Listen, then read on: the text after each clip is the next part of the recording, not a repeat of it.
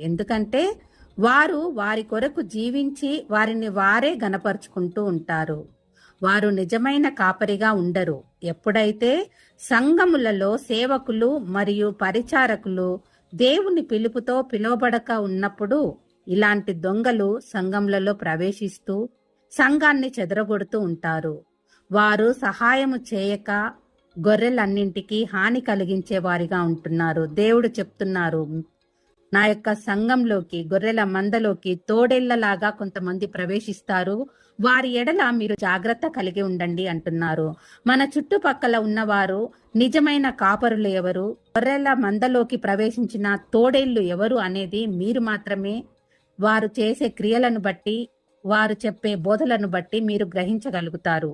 యేసు తన నిజమైన సంఘ కాపరులు తన సంఘంను కాపాడుకొని హాని చేయు వారి నుంచి జాగ్రత్తగా ఉంచాలి అని చెప్తున్నారు.